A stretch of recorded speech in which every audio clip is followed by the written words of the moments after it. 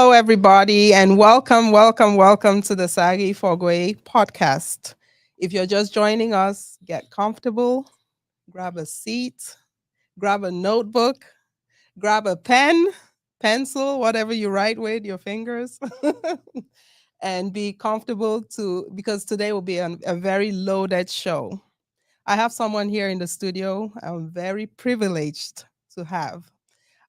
It's been a while. It's been a long time coming, but we finally got him here. And I'm very excited about this show today. And he is no other person than Dr. Eric Tangumonkem. I hope I didn't butcher that name. No, you did a great job. Okay, welcome, sir. Thank you. Well, it's great to have you. He drove quite a long way to come to studio today, so I appreciate you being here. Introduce yourself to the audience, to our audience. Just tell them who you are. Give us some background on who you are, family, education, whatever, to tell us so we know who we're talking to today. Thank you very much for inviting me. I'm excited to be here today. As you've said, my main motivation is to inspire, equip, and motivate people to discover God's great potential in them, develop that potential, and deploy it. Everything I do it through that lens. And what I'm hoping to achieve today is that somebody is going to get excited, somebody is going to get empowered to discover who they are. And if Mhm. they've already discovered who they are, to start doing something about their call, their Mhm. assignment. My background is in geology. Okay. I was born and raised in Cameroon. I I jokingly all the time say that I'm the only geologist who was born in a caldera. A caldera is a volcano that the top has been blown off, and I only figured that out when I was doing my master's in geology that my village was in a caldera. Oh wow. It's a neat place.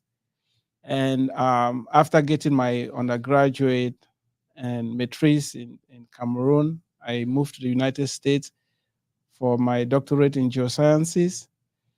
And after graduating, I worked in oil and gas for about 8 years.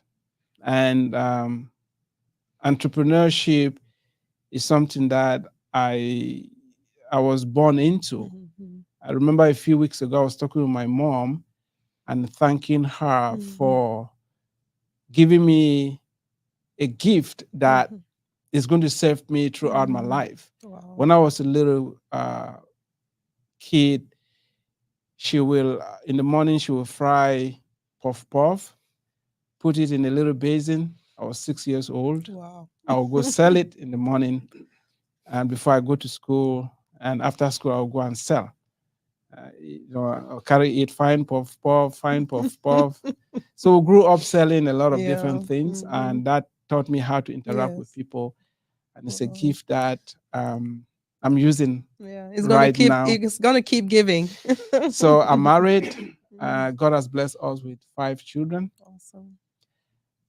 First child is in college. In fact, we have 2 children in college, Mhm. and I like people. I like to empower people. Mhm. I like to share my life with Mhm. other people. Mhm. And that is why I've authored quite a number of books Mhm. and sharing my immigration story, books on immigrants, Mhm. books on success, books on leadership, and all that. Wow, thank you so much. Let's share the link before we go too far. We'll, if you need to share, share. Let's share, get some more people on here. And you see why he's gonna be on here because of he's a wealth of knowledge. Um yeah, he's a wealth of knowledge. Um guys, get comfortable. It's gonna be a good one. Yeah, it's gonna be a good one. All right. And he's already dropping some nuggets here about you know where his background has brought him so far. And the topic today is about creating lasting wealth, and that's a very important topic because yeah, you can create wealth all you want, but is it going to be lasting? is the question. And so we should be tapping into this knowledge today, and getting some more information, from from an expert who has tapped into this, and he has found a way to to create wealth, and also has found a way to make that lasting and to be the gift that keeps giving, just like, yeah. Oh, sorry. Yeah. So we'll keep sharing here. Just one more share, and then we should be good to go.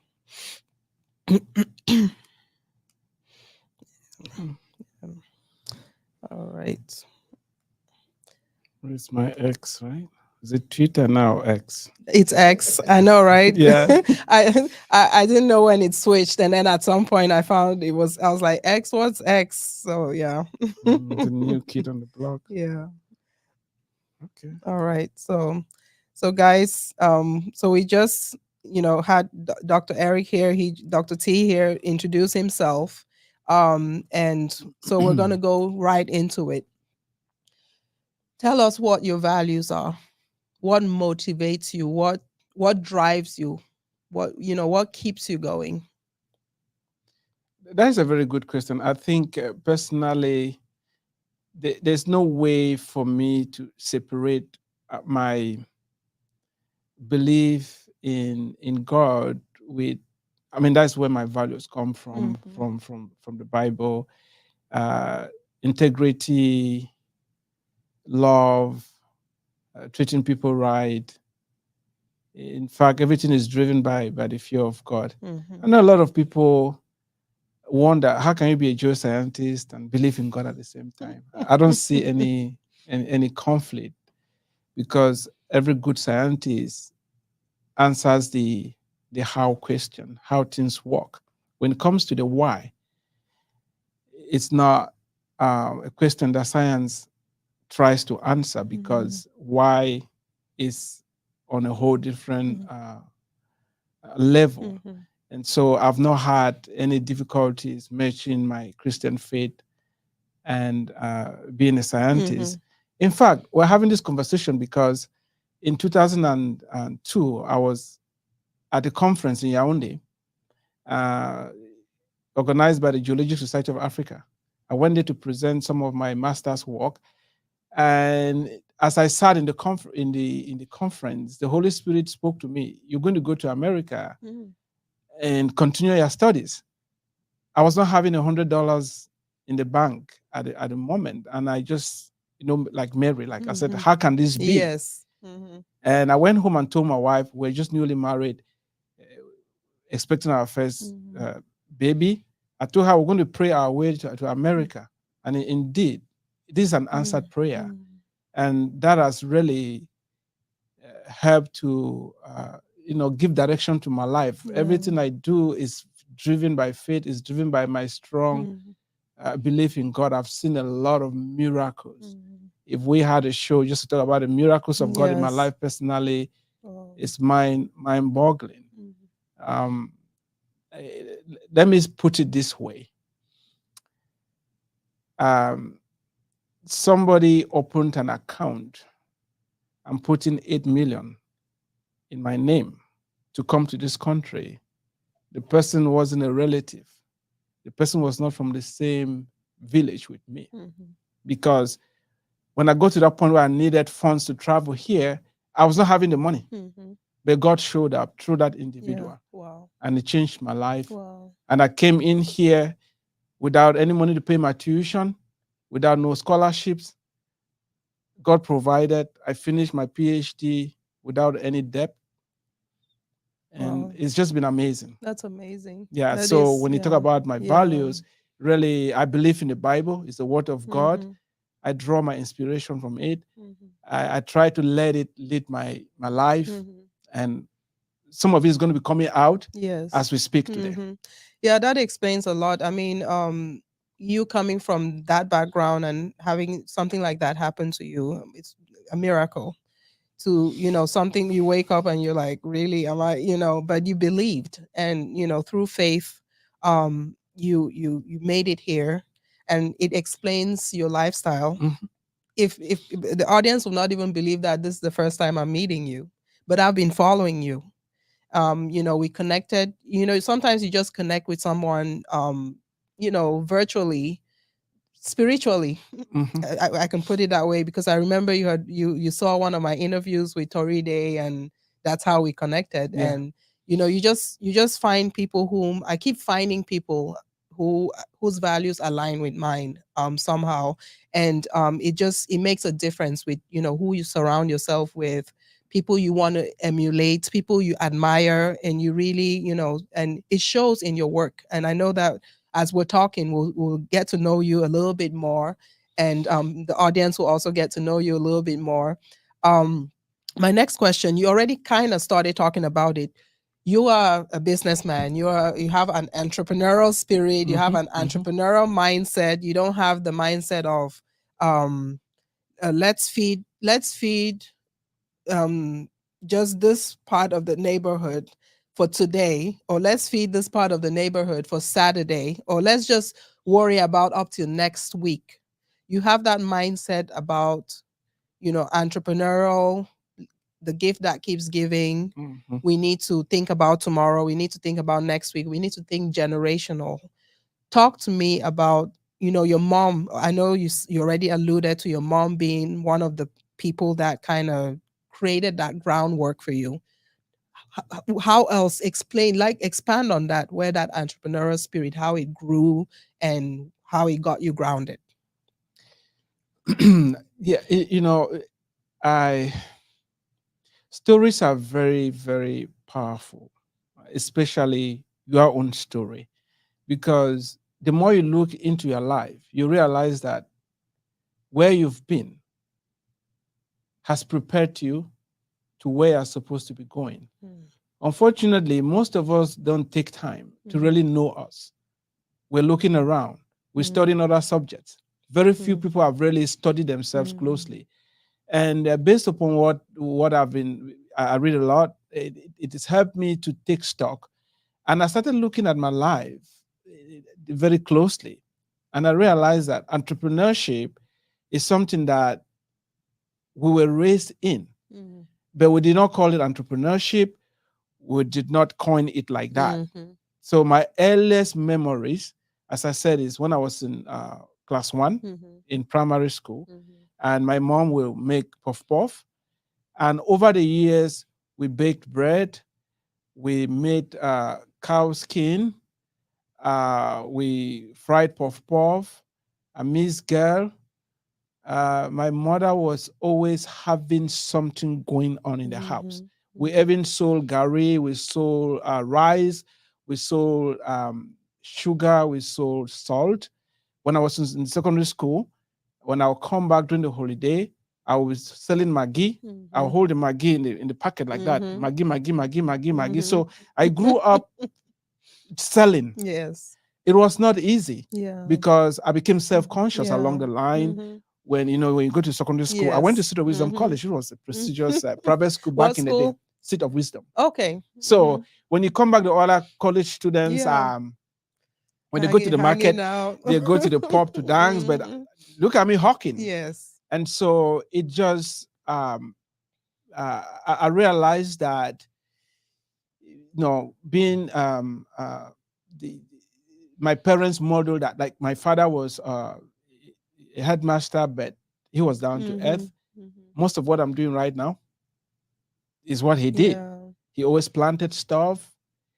Um, we sold together, Mhm. and they used to call us Igbo people because during Mhm. Christmas, my mom would go to Douala and buy Mhm. ready-made clothes, bring Yeah. them, and Mhm. we'll move from one local market to the other and sell. Mhm. So I learned that from home. I did not Mhm. know that it was a very key Yeah. skill Mhm. that I'll later on use. Yeah. Well, so coming from that, you, I mean, only one of many ventures that you're doing. You created the Ditawa farm. Hmm. How did it even come about? Like, yeah, how did the name, first of all, because I don't think you've broken down the name for me yet, but how did the name come about? Why was it, why a farm? Why, that's why, and I know we're going to break down most of your ventures, right? Let's start with the farm, and then we'll break down all the others. But how did the farm come about? That is a good question. I myself there are days on the farm where I ask myself, what am I doing here, right? All this schooling, and I'm here picking jama, I'm picking water leaf and all that. But I think at the heart of entrepreneurship is a call for service. Mm-hmm. Is a call for service, and that service, the nature of it does not matter. Is the spirit behind serving other people. Mm-hmm. The greatest commandment is to love God Yeah. and love your neighbor as yourself. Yes. And when you love your neighbor, you are going to serve them. So entrepreneurship is the ability to identify a problem Mm-hmm. and provide a solution in a cost-effective manner. Mm-hmm. I've been planting stuff all my life. I remember my first plant. I was 6 years old, planted a melon. We were in Bachwantai, you know, back in the day. And each morning I'll put a little stick in front of that melon and watch it grow past it. I got fascinated with plants. Yeah. And everywhere I've gone, I've planted something. So when I Wow. came to the United States, it was not an exception. I wanted to plant so badly that the university that I graduated from, we started a garden there, and I was one of the founding members. Mm. That is the power of desire. Yes. When I finished, the neighborhood I live in right now will have a community garden. I was a founding member in that community garden. Wow. I was being prepared for this assignment. Yeah. I did not know. Mm-hmm. So I've experimented on how to plant stuff here for maybe 18 to 19 years. So I got to a point where I figured out when to plant everything that we need. Mm-hmm. And so last year, the other part of it is that we exercise a lot. I and my wife, we're running all the time. Yeah, I'm see fit, you right? running. Yep. If I had a protruding tummy, I can't pick vegetables, right? So it's impossible. So I remember one day I told my wife, I'm like, God is preparing us for something. I don't know what that thing is. Now I know it's a farm because I'm really fit. I work all day.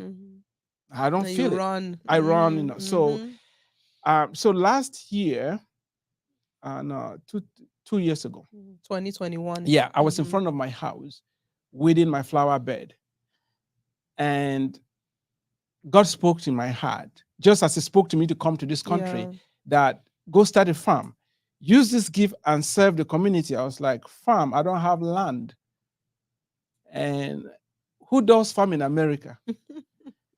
I mean, to tell you the truth, when I got my PhD in 2008, we went to buy goat from a Kenyan guy in Wiley on his farm. When we got there, he served us. Now I've started a farm without a lot, and I remember him struggling to burn the goat for us without all the equipment. Like we used to go to his farm. It wasn't set up like that. But it was a brother. We're trying to support him. Yes. And he did what he could do. The goat wasn't as clean as the other one, but we're happy that our own person is starting a farm in America. And I asked the question, who leaves Kenya, comes to America, and is growing vegetables and doing farming? Yeah. Little did I know that I was going to be called to do that. So when I had the call, it's not an easy call. Yeah. I told my wife that we're going to go start a farm. She was like, farm? Farm with the PhD. Yeah, big doctor. Yeah, that doesn't make sense. Big doctor. You know how. Anyway, so so I didn't push it. So I allowed her. After 1 month, she said, oh, you mentioned that the farm thing. I think we should do it. So I said, okay, let's do it. Yeah. We needed land. And we pray for everything we want to do. So we're praying. I was deciding I could get 5 acres of land.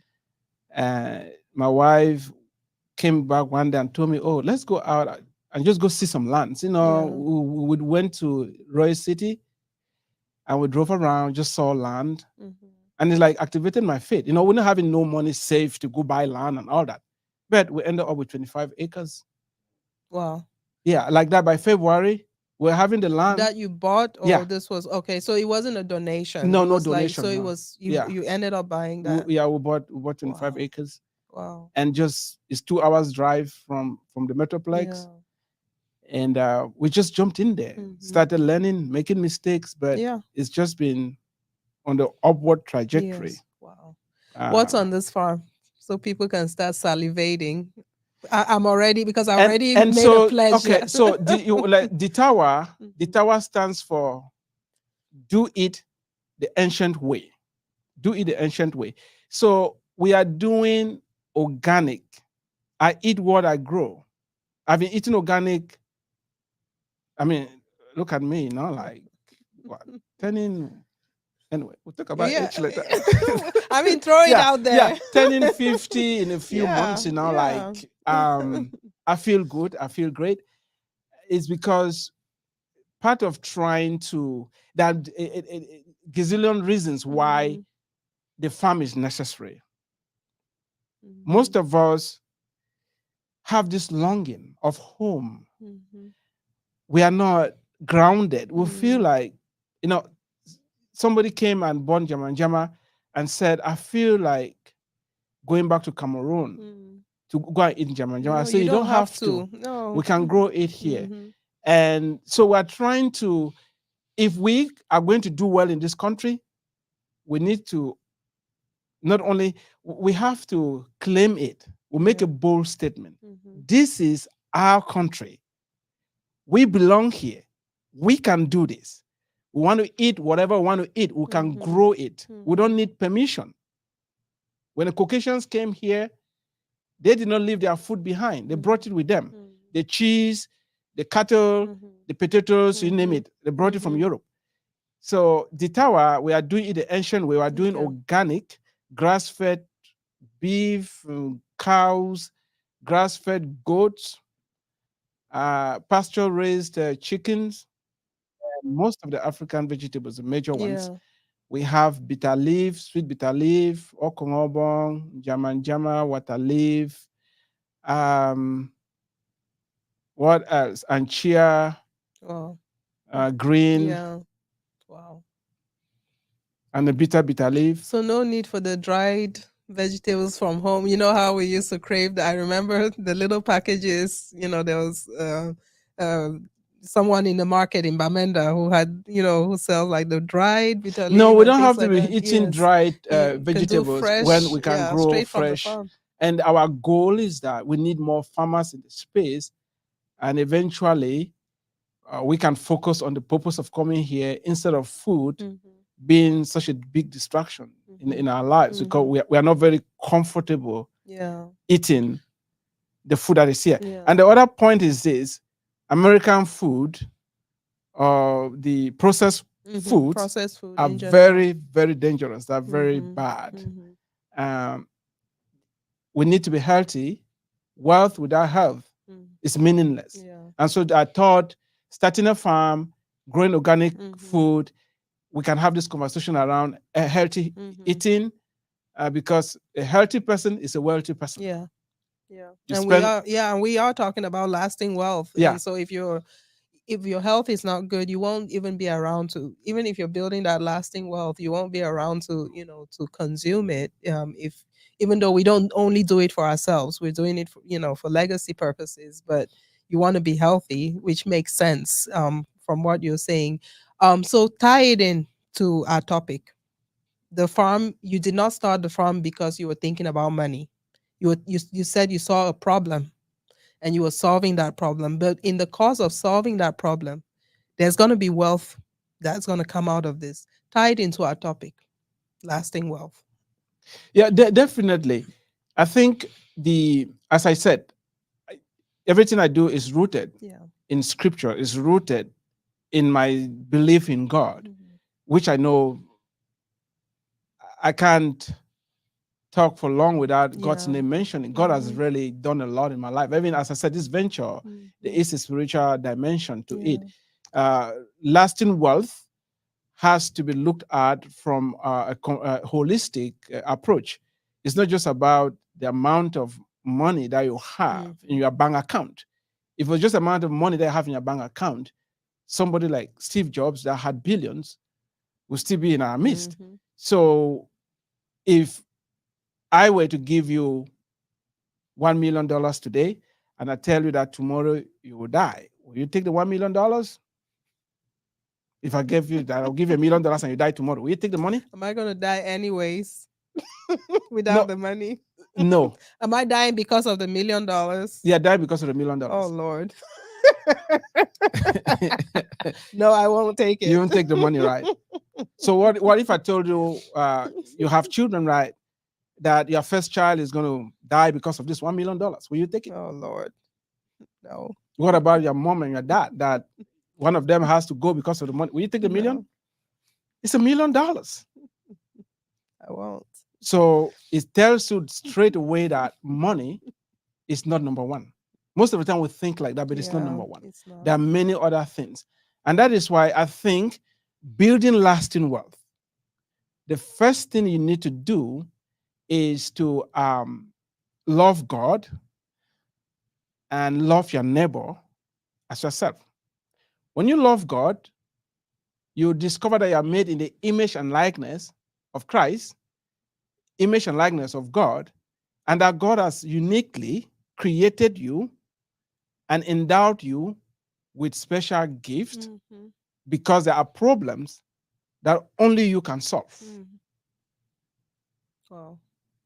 Most of us have not gotten there yet. Yeah. We are still not happy with who we are. We look around, other people have found their gifts and are using it, and we're wishing to be them. Mm-hmm. No, you have to be you. Mm-hmm. So you have a heart of gratitude that God made you who you are. Be black, white. I mean, black Yeah. and white also is Yeah. Yeah. Whatever. anyway. Yes. Pink. so Gray. so there's no Yeah. mistake Yeah. in any of us. God made us the way Mm-hmm. we are, and how we are is tied to our assignment. Yes. And you love God, you love your neighbor, and when you love people, you solve problems. When you love people, you serve them. So you find a problem that is affecting people that people are worried about, and you engage in it and you solve that problem. You realize that you have the gifts that are going to be needed for you to solve that problem. Yeah. And if you don't have everything, you can then build a team and pull other people together, and together you're going to solve problems. And when you do that, money is going to start chasing behind you when you are solving a problem. The bigger the problem you solve, the more people you serve, the more money you're going to make. And a lot of people have, I ask my students most of the times now, is money a bad thing or a good thing? And you'll be shocked that majority of the students think money is bad. I'm like, how is money bad? You tell me. Because we've been told that it's the root of of all evil. It's a love of money. And so if I love God, I'm not going to lie to my Yeah. customers. Yeah. I'm not going to cheat my customers. And that is why right now when somebody, I show a picture of a goat, and you say, this is a goat that I want, I make sure That's the goat you that is a get. goat you get. Yeah. No inch Yeah. disappears, right? But I could play the game. People trust you. You turn Yeah. around and you do whatever. So that is why it starts with being anchored in fearing Yes. God and loving people and serving them. Yeah. It's at the Wow. core of Yeah. entrepreneurship. And all of That's us have different amazing. gifts. Yeah. Some can cook, some can sing, some can speak, some can clean. Stop looking at the nature of the job. Look at the spirit behind it. Yeah, that's amazing. It's a running theme because even my guest from last week also mentioned the same thing about, she started her, her business through trying to solve a problem, and then also the we should avoid doing the me too, like you want to join a movement, like this person's doing this, I want to do that, about looking inwards, which is very important from what you've said. So in your entrepreneurial journey, talk to us about challenges, because I'm sure it wasn't just a walk in the park, roses, everything. I mean, you solved the first one of finding, the land that you had prayed for. But in your other ventures, talk to us about some challenges, because I'm sure people are not just going to listen to this end story like everything was easy. It's not about worse. Yeah. Is we are It's in the middle of it, trying to build yeah. this business. So starting a farm in America is not a walk in the park. It's so expensive. I didn't know that it requires such amount, a lot of money Mm-hmm. to run the farm and the equipment that you need and many other things. The very first year, I bought a little plow. Mm-hmm. I'm trying to plow. I remember the very first day when we were trying to use the plow. The plow could not even penetrate the ground, right? It was my neighbors looked at me and were like, "Oh, this poor guy." They What brought is out it? their tractors. It's what's the way say in the South? Bless your heart. Bless your So heart. they brought out their tractors and helped me to plow the land. And I was not having a truck for the first 2 years. I was running the farm with a small Camry. Mm, It's just I've carried yeah. goats, chickens, Mm, whatever behind a mhm, car, little car like that. Um, just got a truck. Um, God never calls anybody to do anything that is easy. And if you're looking for easy, if you're looking comfortable, you're never going to solve a problem. It's a mhm, problem for a reason. I know yeah, what the boss does. The boss solves problems. mhm, So you are becoming the boss, you're in charge. You have to expect some discomfort if you want to mhm, grow. It's been very difficult driving for 2 hours. You work all day and drive 2 hours to come back. It's not easy. I'm mhm, like, okay, why am I doing this? But I think when you find your gifts mhm, and you have passion, mhm. you cannot be stopped. I can't wait to go to the farm in the morning. I just, I'm going out there tomorrow. It's Wow. exciting. Wow. That days that I show up on the farm, like I'm like, wow. When I was a kid, I didn't like going to the farm. Now I really like it. I Yeah. enjoy it. So I think when you find what you like doing Mhm, and you have the ability to do it mhm, and you know how to do it, people who get there, yeah. every other thing, lasting wealth will follow you. There's Yeah. no way you're going to fail. Yeah. You cannot fake it. Mhm. It has to be something that you can do even without being Yeah. paid. Yes. Yeah. And you are Mhm. solving a problem for people. Yeah. People will say thank you. They are going to open their wallets Yeah. and freely bless you for being a Yes. blessing to them. Mhm. So that challenges, entrepreneurship is not for the faint of heart. And Yes. right now, as a city, I'm Exactly. thinking about cash flow. I'm thinking about how to keep it running Yeah. because it's just Yeah. whatever comes in has to go back. There's a lot of buildings to be built. There's just a lot of stuff to be done. Mhm. But we keep Yeah. a day at a time and you keep building and adding on it just like that. Yeah. And we're not talking about someone here who's, he's only doing the farm. You're also teaching. You're not Yes. only doing the physical work, you still have to use your brain. That PhD is not going to stay in the trunk and, and gather dust. So, how do you balance doing, your regular, teaching and then being an entrepreneur? How do you balance this? So why do we need to balance? You know how we I we know I we get we, what you're we saying. yeah, I we just have excuses all the time about, like I'm a learn an entrepreneur in training, and I'm still working as a nurse practitioner. I got off work and then came here. So I still, you still have to balance that. I still have to be a wife. I still have to be a mother. I still have to be a friend.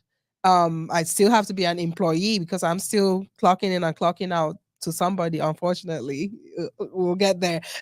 yeah. But I'm also trying to build something for myself. There has to be a balance. There has to be, a way of putting it together, planning, scheduling, and all that. How does this work? So I think I've been having some of that conflict in my mind, and because of it's all about the programming and what expectations that have been placed on us by society and by Mhm. how we were raised. Because most of the examples that you look around, or people were doing just one thing. Maybe your dad was a teacher like mine, or a lawyer. We just know people who did just one thing. Mhm. Who said we can only do one thing? Nobody. So I think the first place, give yourself permission Mm-hmm. that I'm multi-talented, I'm multifaceted, I can do many different things. Mm-hmm. You have to, it's an internal dialogue. Mm-hmm. It's not about balance.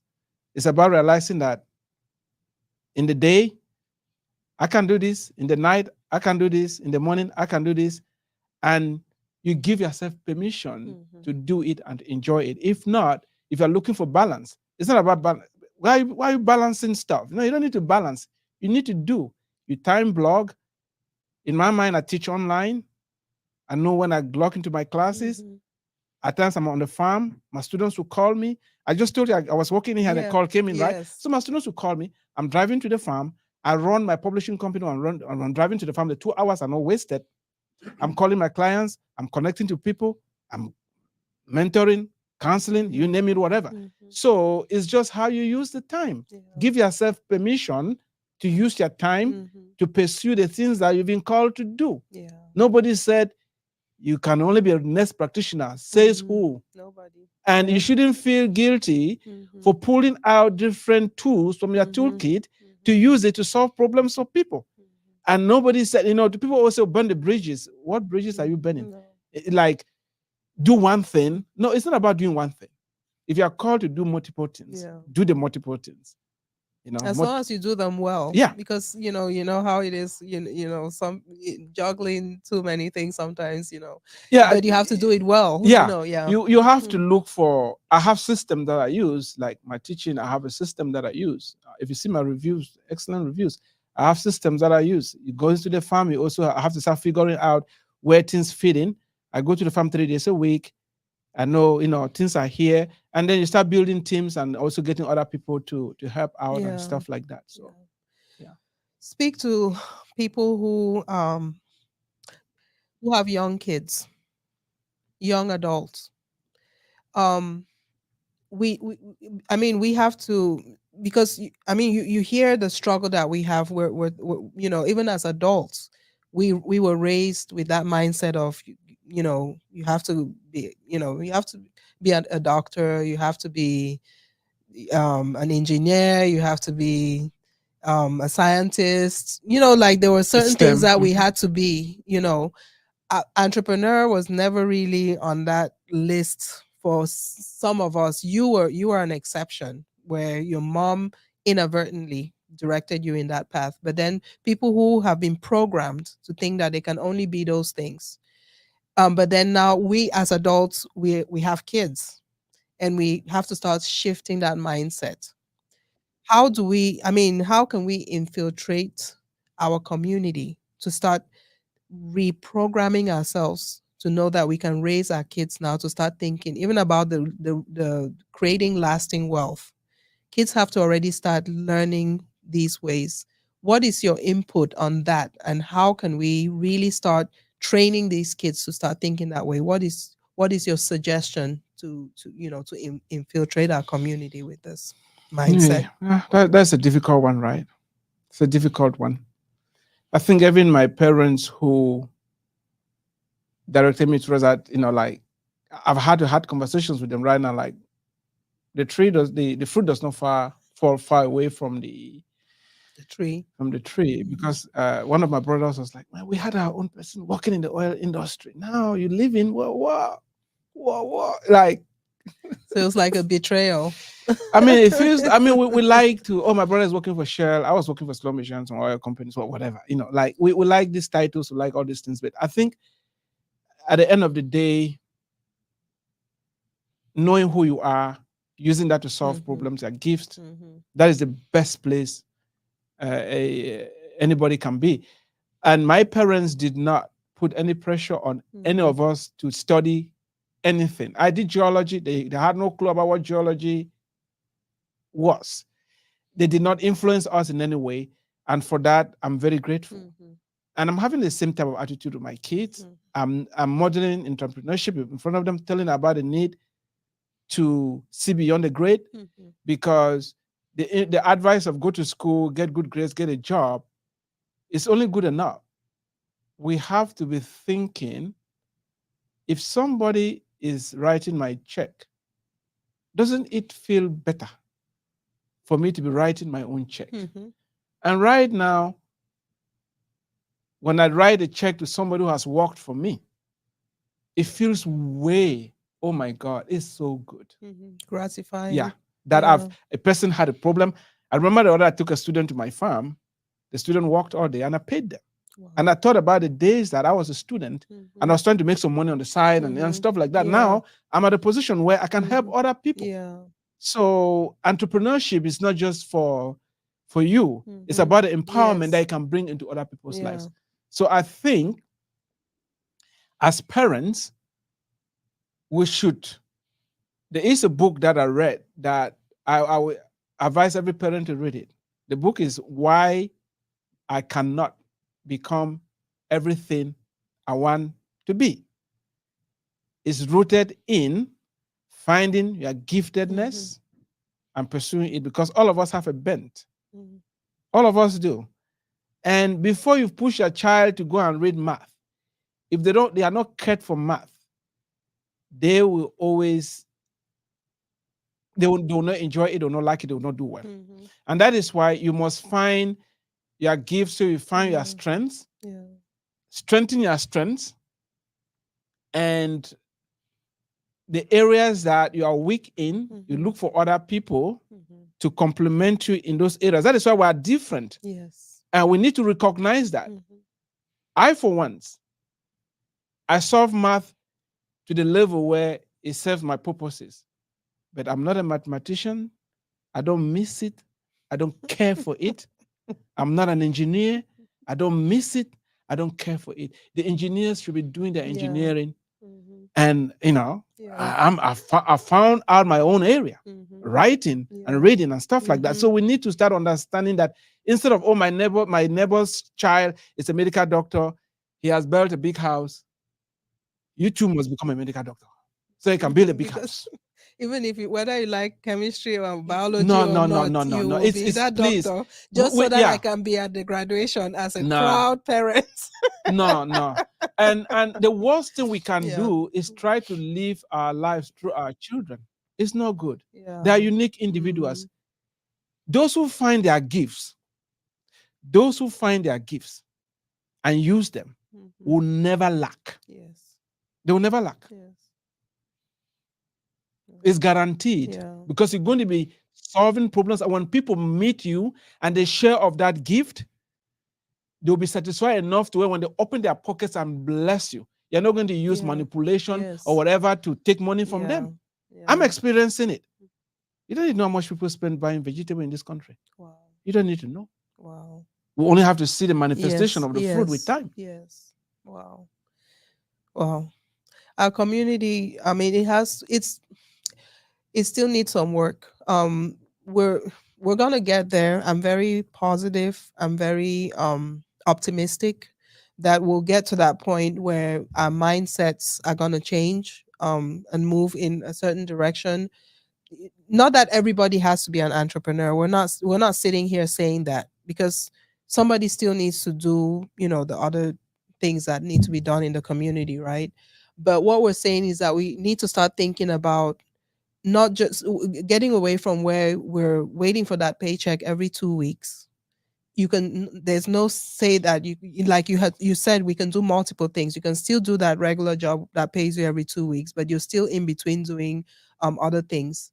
How can you encourage that even more through mentorship? Let's stay there a little bit. Okay. Because I'm going to say some stuff right now that is going to be hard to swallow. And if I don't say it, oh my gosh, my throat already hurts. If I don't say it, I'm not doing justice. Because you raised a very good point. Not everybody is going to be an entrepreneurship. But remember, the good book says that word.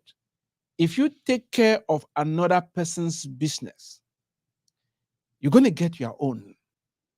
Do you know that most of us are just looking at the clock? We don't embrace the business like our own. We don't know that we're being trained to be promoted to run our own business. You shouldn't work for people your whole life. Why?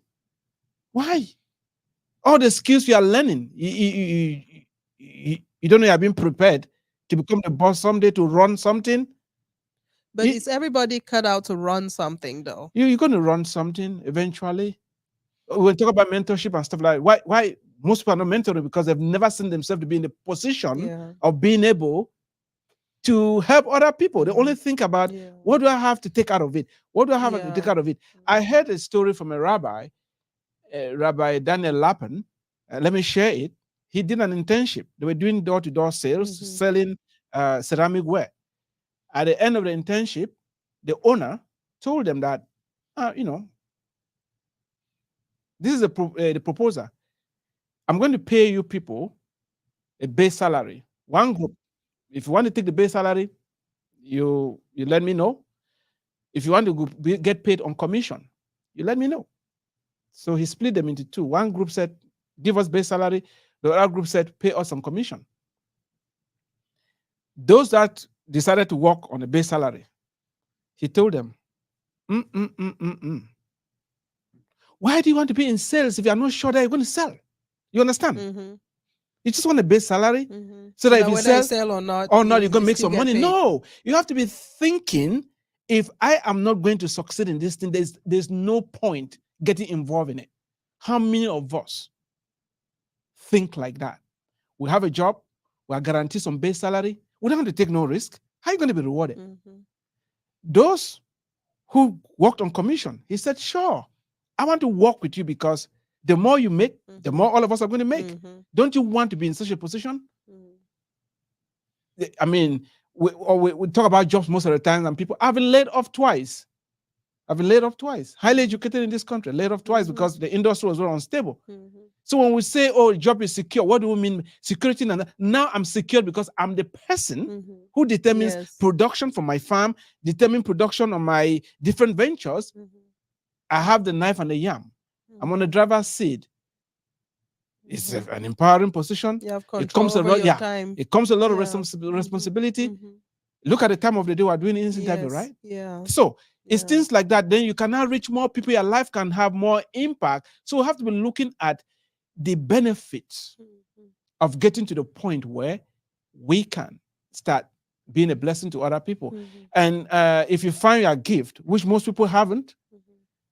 you realize that you can solve a problem. Mhm. While you are working for people, when you come back, instead of turning on the TV and, I worked so hard today, let me chill off. There's no time to chill off. Mhm. When you're having built lasting wealth, Yeah.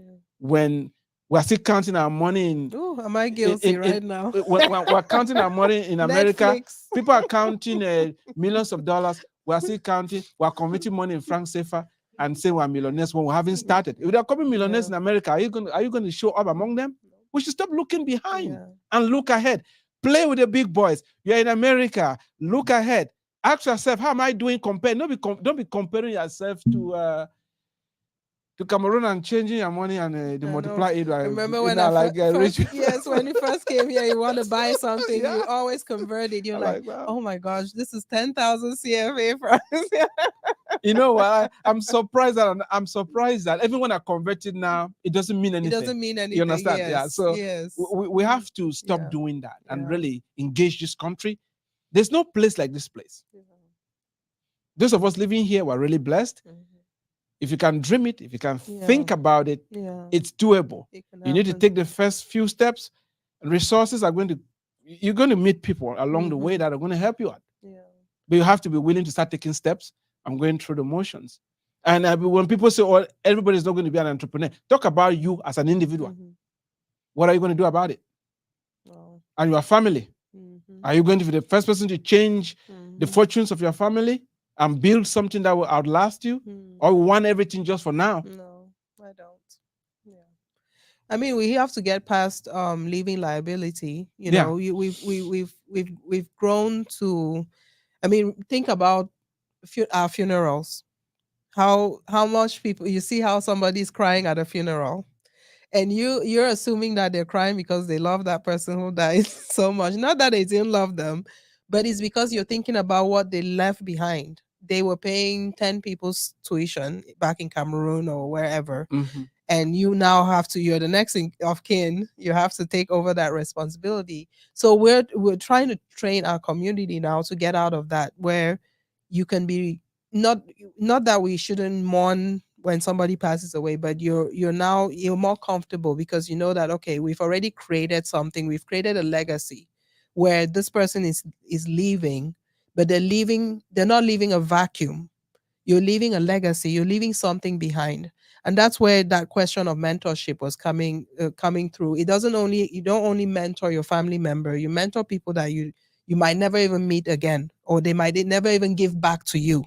So how can we introduce mentorship, like true mentorship, into our community where we're training people to have that entrepreneurial mindset, empowering people, because this show is about empowerment, Mhm. about uplifting people moving to the next level.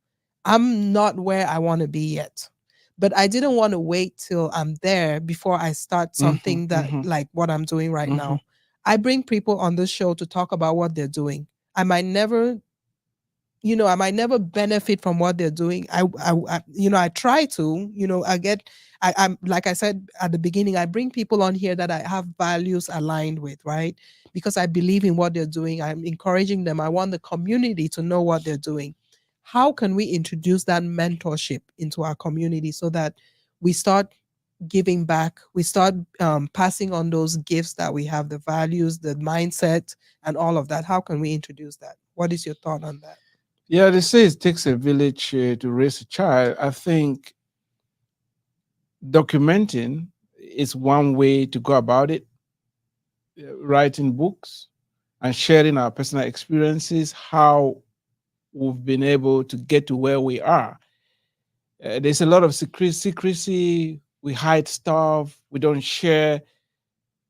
You may invite some people to come on a show like this to speak into the community. They won't come. You They want to make see how many views you have? Yeah, they're making they're making money. They're being successful, but they don't tell us the ins and out of what they're doing. I'm not saying you should give us a business secret, but you should tell us, Yeah. the nuts and bolts of Yeah. how can you move from point A Mhm. to point B. Yeah. So we need us to be more open, and we start giving this impression that if somebody is successful, it's because they've entered some society or Mm. they've touched They, some place and things like mm, that. There are principles that will change your life yeah. if you know about them. On my way here, I was talking to somebody who just moved into the country, and we are talking about starting a business. And I was telling them that, oh, I have a book that I've written, 52 things every immigrant must do if they Mm. want to be successful. I'm just telling them, for example, um, you start a business. For example, they build a network.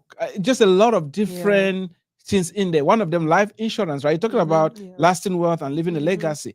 The day you die should be sweet and bitter Yeah. for your Bittersweet. family. Mhm. Please, if you are listening to me and you are living in this country, in the US of A, and you have not bought insurance, do that immediately. Yeah. Mhm. GoFundMe, it's it's a bad idea for anybody who is listening to me right now, and you have a cell phone and you're paying all these other bills, and you Mhm. haven't thought that the day you leave this place, your family should be happy. Yeah. They mourn and they look around like, wow, this guy was, he thought about us, right? I mean, Yeah. I don't know how else I can put it. It's very important. That is one of the ways you can build lasting wealth. Mhm. Make sure you have life insurance. If you have insurance from your work, it's not good enough. Mhm. You need personal insurance because you can move around with it. Mhm. Make sure you have enough money in that policy to where if you die, they will bury you comfortably and your family will have some money to splurge. Yeah. Oh, they won't be on the street. And Yeah. remember, if Yeah. you think Mhm. that um, you want to spend every dime before you leave this place, you will die poor. People who think like that never amount to a lot. When you think about leaving something on the table, you're going to have your cup is going to overflow. Think about your loved ones. I want the day I die, my wife shouldn't be thinking if I die before her or my kids. I mean, I don't want them to be worried. What's Mhm. going to happen? Yeah. That is a double. I mean, because some people are like, oh, my wife is going to kill me if I buy insurance. And if Mm-mm. you're in a serious relationship, then you're not supposed to be in that Yeah. Put you relationship. in the wrong relationship. So it's very Yeah. important for us to start embracing these financial tools so that can help us protect ourselves and build lasting wealth. Yeah. And you're talking about multiple streams because, life insurance, yes, it's one, but you're not saying that that's the only tool, in addition to other Yeah. things, legacies that you're leaving behind, because you have multiple streams of income that you have the farm, you have books, and we'll have a whole show on the books, but I Yeah. still want you to talk about the books though, because I'm impressed. This guy here has written so many books. When I started looking at the pictures of the books, I haven't read, I'm guilty because I have to, get vested in reading them. But talk about a few of the books. You mentioned one of them, but just talk about the books and the inspiration behind you writing all these books. Yes, I've written quite a number of books. I brought a few of them here today. This book, What Do You Have? It's a very powerful book. It's going to just, I don't know, set you moving. Most people complain, I don't have, I wish I had. No, you already have. When you find a problem that is bugging you, you already have the resources to start solving that problem. And any principle that is mentioned in both the Old and the New Testament, you better look at it very closely. When the prophet's wife uh, came to Elisha and said, my husband died and they're about to sell my kids and pay his debts, the prophet said, what do you have? The woman said, a little bit of oil in my house. He said, go. Your solution is in what you're already having. When Jesus wanted to feed the 5,000, he asked the apostles, what do you have? What do you have? So what do you have in your house? What do you have right now? Can you imagine why in this country? You're already here.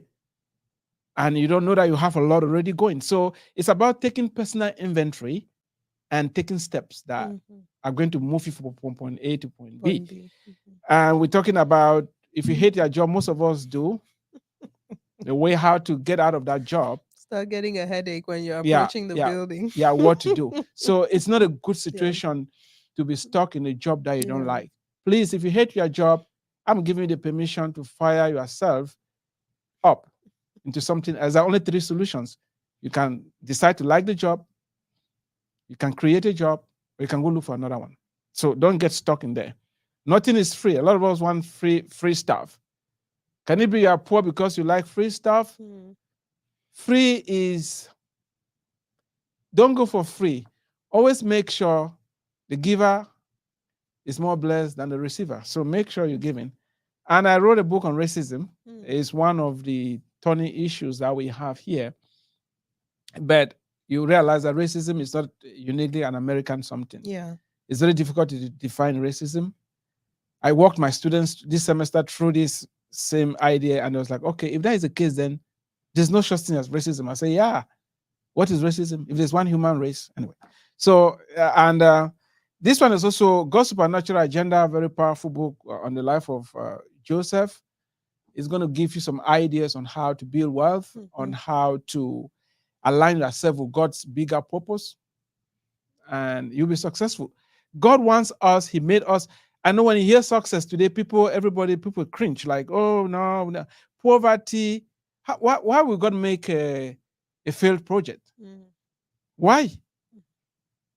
It doesn't make sense. God created the heavens and the earth and everything in it. The cattle on the thousand, he belongs to him. The silver and the gold, and the trees that we make money out of. Isn't God who created the trees?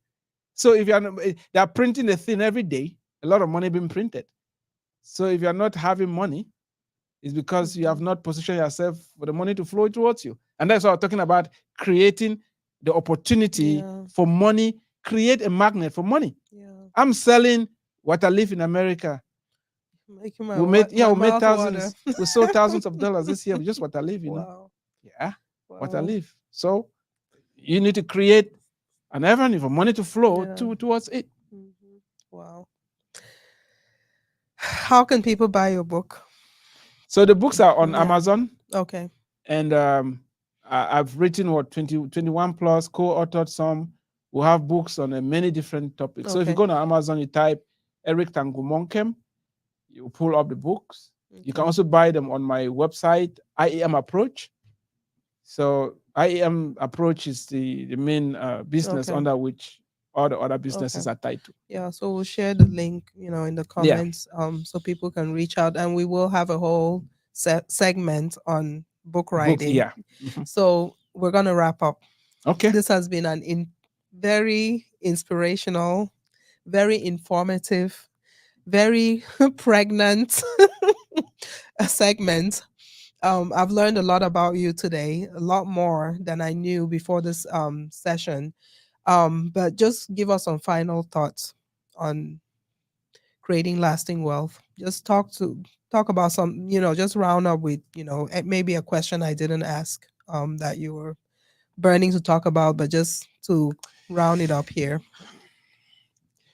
I think, Jesus said, what shall it profit a man if he gains the whole world and yet forfeit their soul? What can he give in exchange for your soul? Why we talk about wealth? Why we talk about money, dollars, diamonds, gold, you name it? You are worth, your soul is worth more than all the money that you can ever amass. And that is why I think the first place to start is, if you have not made things right with God, if you don't know God, if you are not living under the leadership of the Holy Spirit, if Christ is not at the center of your world, if He is not the person driving your life, I'll be doing you a disservice if I give you the whole world, if I give you ways to make money, and you lose your soul. Life doesn't end here. We have a life after this life. We're going to live forever. Um, you have to factor that into the wealth creating equation to make sure that if you are not a follower of Jesus Christ, this is an opportunity to do that. He's been so good to me. I'm not just trying to sell you an idea. Christ has indeed transformed my life, helped me, and is still helping me. I don't know how people do it without Him. You may look successful right now, but a time is coming when you have to face Him. And if you were to stand in front of God today and you were asked, why should I let you into heaven? What will you tell God? I'm a good person? No. All have sinned and fallen short of the glory of God. We are all sinners. None of us will ever be good enough to enter heaven. It's as shocking as that this sounds. We will never keep all the laws. We will never be good enough. And that is why we need to embrace Christ. He came and died this Christmas season. Jesus came and died for us. It's so amazing that what we could not do, He has done. We need to accept it and say, Lord, look at me. I can't help myself. Let me take the righteousness of Christ and put it on, and every other thing is going to take off from there. So if you are not a believer in Jesus Christ, I want you to consider that. It's changed my life. Your life is going to be changed. You never remain the same. I think lasting wealth without God is impossible. But remember, Jesus said we need to store our treasure where the rust and the other things cannot get to it. So when you build wealth here in God, it's going to have eternal rewards. Wow. Wow. Amazing. Thank you so much for being in studio today, making the trip out here.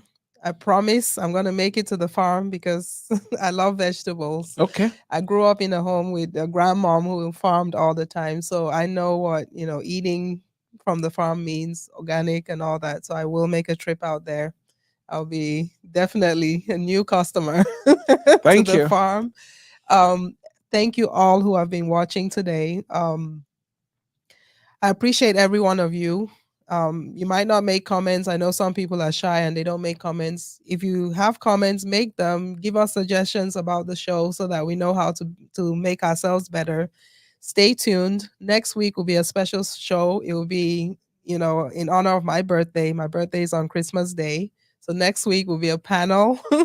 So it will be a very loaded show as well. So I'm inviting all of you to come back next Wednesday, same time, same place. And until then, stay blessed and be good.